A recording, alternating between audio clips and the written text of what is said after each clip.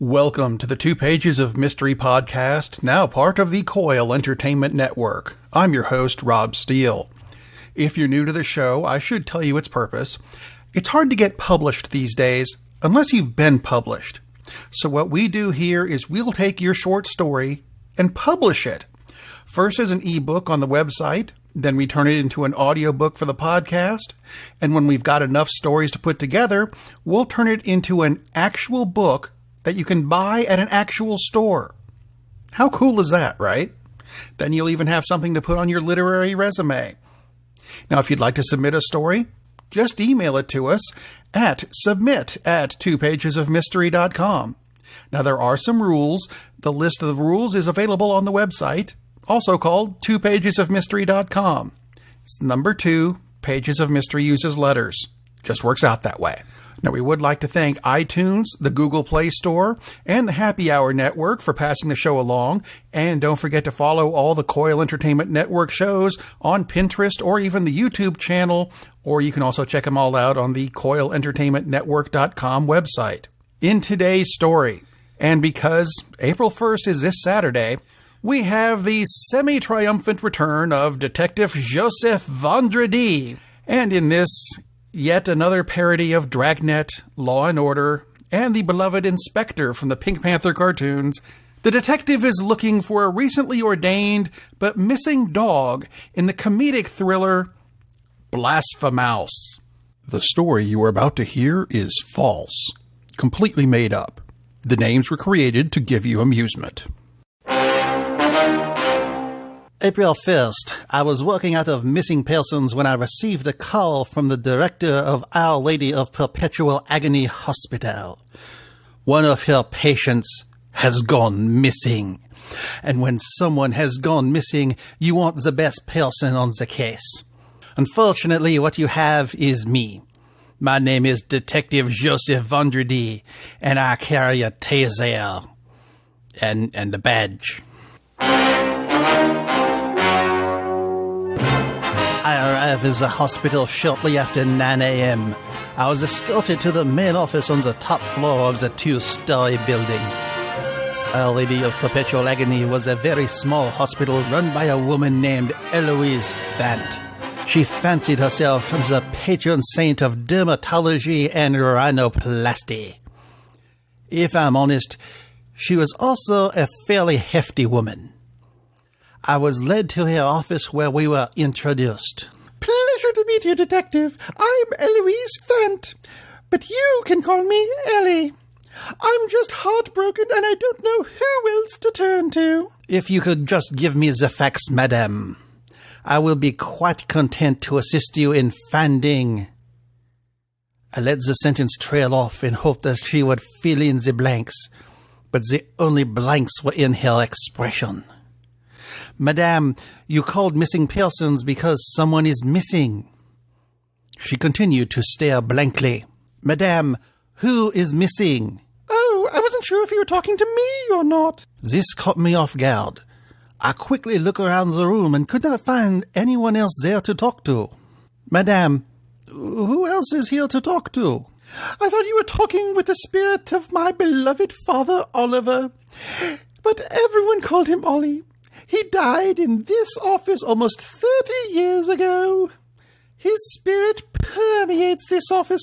That's why I chose to have it as my office.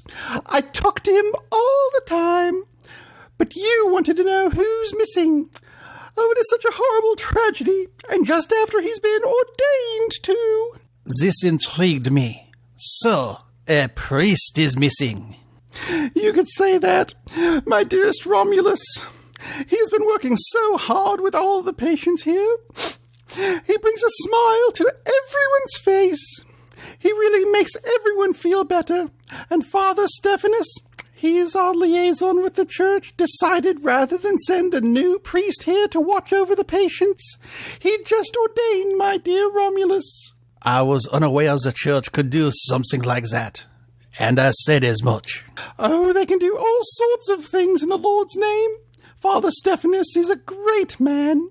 She says, pointing to a poster of a priest that reads, "Don't let worry kill you off. Let the church help." services 3 times on Sunday. Romulus was so happy when he was consecrated. The only one in the whole hospital he doesn't get along with is Remus. Ah, Romulus and Remus. Shall I assume they are brothers? Oh, not at all, Detective. Remus is a cat.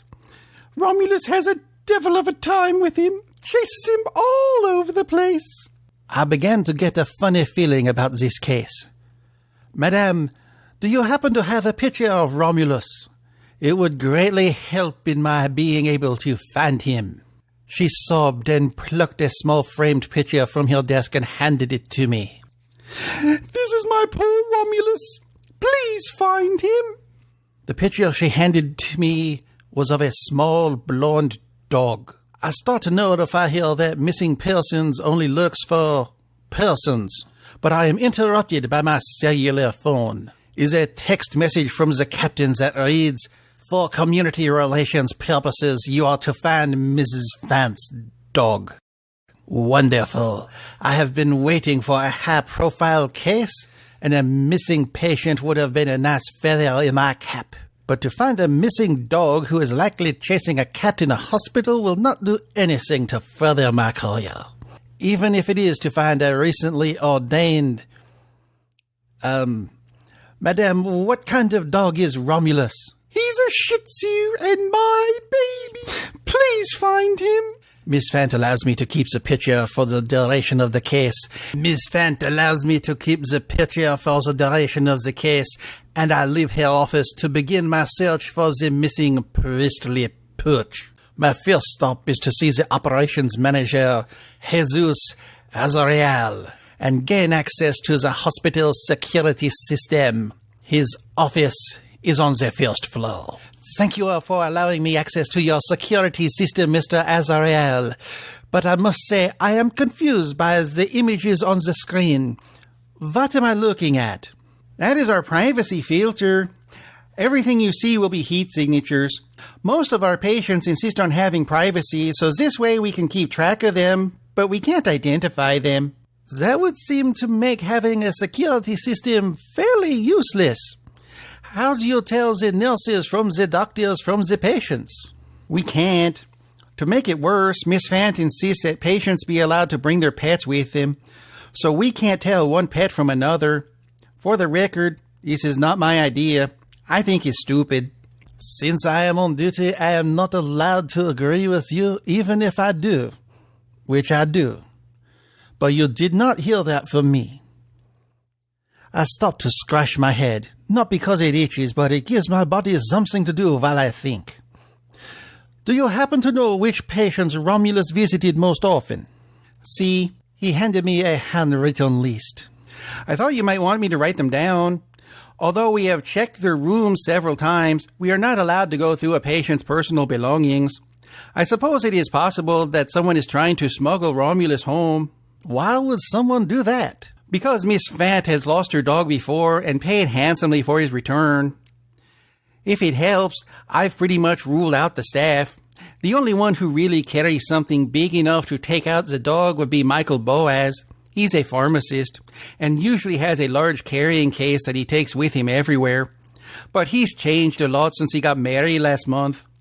Before, he was pretty ruthless, but after his honeymoon, he's almost born again. Very laid back. He scratches his chin thoughtfully and adds, I suppose maybe our financial advisor, Noah Bernstein, might want to. Noah's an incredible financier. He was floating his stock while everyone else was in liquidation, but he wouldn't do that to Ellie. I examine the list and decide to start with what could be the most difficult to interrogate. Twin teenage boys, Ken and Abel West. The boys are in room 118.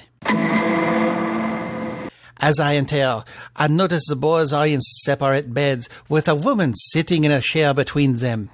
I introduce myself and she returns the favor, identifying herself as the boy's mother, Eve West. She also thankfully turns down the music the boys are listening to. I believe it was Genesis's Abcadab album, if I'm not mistaken.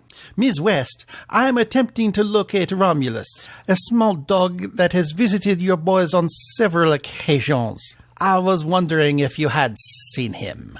Not recently. My boys started out behaving and playing nicely with him, but then they had to be separated again.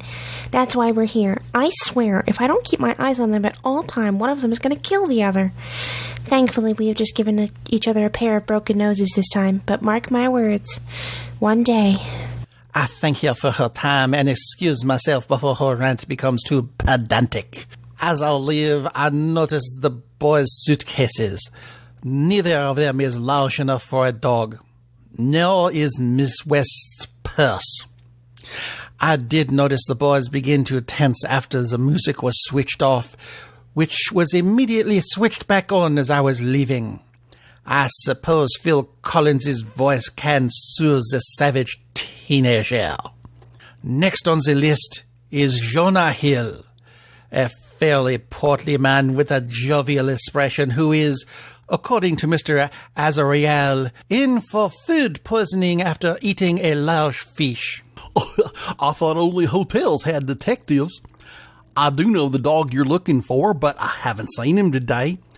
You know, while you're at it, I haven't seen my pet mouse today either. I let him out of his cage earlier to run around like he does at home. If you see him, little white mouse, blue cape. Your mouse wears a blue cape? Well, yeah, he's a super mouse. He says it in such a way that he thought it was obvious as to why the mouse would wear a cape. I thank him for his time and make a note to look for a mouse in a blue cape, although I am not going to spend as much time mouse hunting. The third person on the list is David King, victim of a crowd surfing incident at a recent Striper concert. He is supposed to be in room 121, but the nurses tell me he has not returned from his scheduled MRI. For clarification, I ask what MRI is and where he is supposed to be getting his. The nurse, Hilda Whitby, explains that the basement houses a magnetic resonance imaging system. Nurse Whitby escorts me to an employee-only staircase leading to the basement level. She says the patient elevator has been on and off all morning, but someone from maintenance is allegedly looking into it. When we reach the bottom of the stairs, I'm struck by how dark and dismal the hallway looks. Nurse Whitby is also struck by the appearance of the darkened corridor. The lights usually aren't out. Maybe it's tied in with the elevator? The lights are flickering wildly, illuminating only parts of posters and advertisements I see on the wall.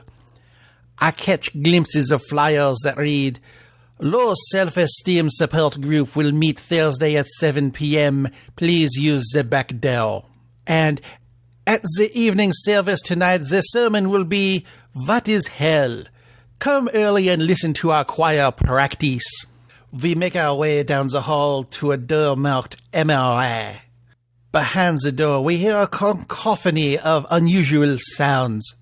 I start to open the door, but the nurse stops me, pointing at the light. When the light is on, so is the MRI. We could influence the results of the test. How long does it take? Shouldn't be but a few moments. After 10 minutes, she regards me with a concerned look and knocks on the door. Nick? She is answered by a series of muffled cries. As she opens the door, the cries become louder and are accompanied by an electric humming sound. She sticks her head in the door and cries out, Oh my God! And rushes into the room. Overcome by curiosity, I poke my head into the room as well and see something truly unusual. There is a man, presumably the patient David King, strapped to a table that is suspended in a large circular device, the MRI machine. I have seen them on television, but I did not know what they were called. Above him is a man in a lab coat who appears to be kissing the MRI. Below him is Romulus, suspended from the MRI by his collar. Nurse Whitby has run into the control room and is frantically pushing buttons. Soon she finds the right button and the humming stops. The lighting returns to a normal illumination. The dog's collar releases from the MRI, allowing Romulus to collapse to the floor. And the man in the lab coat exonerates himself from the machine and begins a series of expletives. It's about time. Will someone please unstrap me now? The man in the lab coat stops rubbing his mouth long enough to unstrap Mr. King as Nurse Whitby returns to the room. Dr. Edison, what happened? It's that damn dog. We were getting ready for Mr. King's exam when that dog ran into the control room and turned it on. He was strapped to the table, my braces got magnetically sealed to the machine, and when that stupid mutt tried to run away, his collar got pulled in too. We've been here for hours. Did no one think to look for us? Ms. Fant did. I explain as I pick up the poor dog to take him back upstairs. And you better be thankful she did. Otherwise, it might have been considerably longer before someone found you. And Romulus is not a mutt. He's a holy shih tzu. As I leave the room with Romulus in my arm, I realize I may have solved my other case as well. In the middle of the hallway is a cat. I assume it is Remus, who has a small blue cape in his mouth. It appears this story does not have a completely happy ending after all. We hope you enjoyed listening to the show. If you'd like to submit your story for the audiobook treatment and publishing on our website, don't forget to use the email address submit@twopagesofmystery.com. And of course, don't forget to pass the show around to your friends because who doesn't love a mystery? That and it's free. So until next time, keep writing and keep 'em guessing.